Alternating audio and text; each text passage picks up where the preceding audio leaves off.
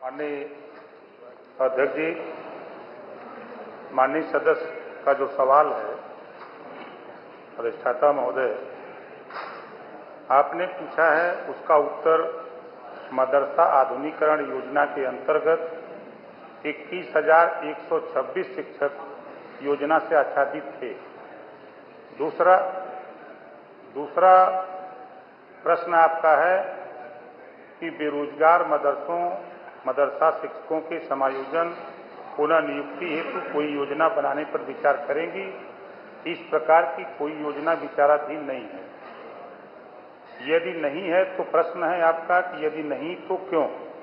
मदरसा आधुनिकीकरण योजना केंद्र पूर्व निर्धारित थी। अल्पसंख्यक कार्य मंत्रालय भारत सरकार के पत्र 17/10/2023 के अनुसार यह योजना वर्ष 2021-22 तक ही अनुमोदित थी। जी, अगला। अगर जी माननीय सदस्य, माननीय मंत्री जी के सवाल से आप संतुष्ट हैं तो मैं बैठ जाऊं। बिल्कुल सीधा आप अगर मंत्री जी के सवाल से संतुष्ट हैं तो मैं बैठ जाऊं। कौन सा सवाल है जिसका उत्तर नहीं? मैंने प्रश्न किए थे 56 माह से जो 25,000 टीचर्स का वेतन शेष है। जी माननीय मंत्री जी, अगर योजना बंद हो गई तो वेतन शेष नहीं होगा, तो इसका उत्तर। कोई योजना बंद कैसे हुई? उसकी कोई गाइडलाइन पढ़ गई, सुना दीजिए। माननीय मंत्री जी उत्तर दे दें। कोई गाइडलाइन पढ़ के सुना दीजिए, सीधा मेरा कहना है इनसे। जी माननीय अधिष्ठाता महोदय, जियो मैं आपको दे देता हूं, जियो की कॉपी माननीय सदस्य को। ये it is hereby inform that the SPM same was approved till the final year 2021-522 only all। माननीय मंत्री जी, आप माननीय सदस्य को ये जियो पहुंचा दीजिएगा। माननीय मंत्री, आप जियो पहुंचा दीजिएगा। स्पष्ट ये नहीं कह सकते मुझसे नहीं पढ़ा जा रहा तो क्या दिक्कत है? नहीं, ऐसा नहीं है। चलिए अगला प्रश्न परेशानी नहीं है, सीधा प्रश्न। माननीय महबूब जी, माननीय मंत्री जी आपको जियो पहुंचा देंगे। सीधा दूसरा प्रश्न था कि 25,000 टीचर्स को कोई नौकरी, मतलब इनमें आरक्षण देकर, कोई नौकरियों में आरक्षण देकर इनका समायोजन करने का काम। मंत्री जी आप बता दीजिए क्या स्थिति रहेगी? महोदय, जब योजना बंद हुई तो सरकार किसकी थी? जी, उस समय चिंता तो नहीं आई, और बंद होने के बाद भी प्रदेश सरकार ने 2024 तक जो रेशियो।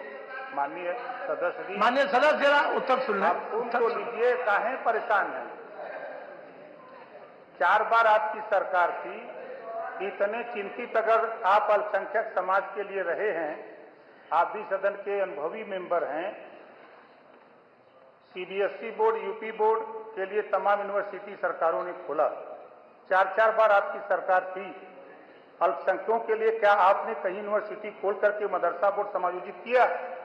इसकी चिंता तो आपको नहीं थी, सिर्फ वोट की चिंता आप लोगों को थी। आपने उस पर कहने से पहले मान्यवर आप ये सोच लीजिए कि बंद आपकी सरकार में हुई। 60-40 का रेशियो था। 60% धन केंद्र सरकार और 40% उत्तर प्रदेश सरकार।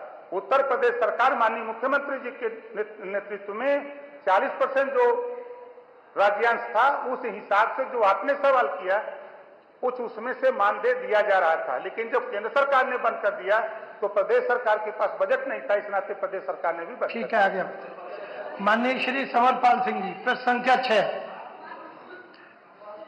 साहब महोदय, आपने मुझे बोलने का मौका दिया। मैं एक किसी काम से मंत्री जी के गया तो उसका नौकर कुत्ते को सहला रहा था। मैंने कहा भाई क्या खर्चा आता है महीने पे क्या खर्चा आता है? कहना 20,000 से ऊपर, और शिक्षा मित्रों को 10,000। क्या बात आता है? कुत्ते का खर्चा एक मंत्री का 20,000 के ऊपर और शिक्षा मंत्री को 10,000। क्या आदमी पेट पाल लेगा? क्या बच्चों को पढ़ा लेगा? माननीय मंत्री जी, मुख्यमंत्री जी भी बैठे हैं, कम से कम इतना तो करो। बच्चों की पढ़ाई है, दवाई है, लिखाई है, बस्ता है, कागज है, उसकी बीवी को भी कहीं कुछ लेना देना पड़ता है। तो साहब इस पर रहम करो। शिक्षा मित्र कितने हजारों लड़कों ने आत्महत्या कर ली। आप मुस्कुराते रहते हैं, आपकी जरात भी केवल चल जाएगी तो इनका उद्धार हो जाएगा। पूरे सूबे का मामला है और वो नियमित शिक्षक थे, नियमित शिक्षक थे। कितने वो लड़कों की शादियां टूट गई, कितनों के घर बर्बाद हो गए। तो सरकार का क्या जा रहा है? अगर एक दाना उन पर भी चला जाएगा तो सरकार के पल्ले से क्या जा रहा है? आप कोरोना के मामले में जब स्कूल चल रहे थे प्राइमरी, तो उसमें 8 से 1 तक था, फिर 8 से 2 कर दिया, अब 8 से 2:30 तक चल रहा है। ये भी टाइम सेट कराओ बच्चों का।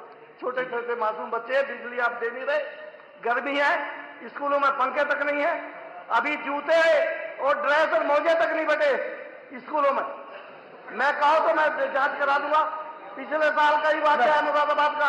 अपना प्रश्न रख कीजिए। मैं ये कहना चाहता हूं, मैं इनसे मंत्री से कहना चाहता हूं, माननीय मुख्यमंत्री जी बैठे हैं, कम से कम 30,000 रुपए महीना, 30,000 रुपए महीना इनको दिया जाए ताकि इनके बच्चों का लालन पालन हो सके।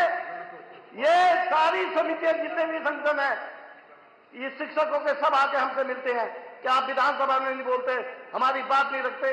मैं आपसे मांग करता हूं, कम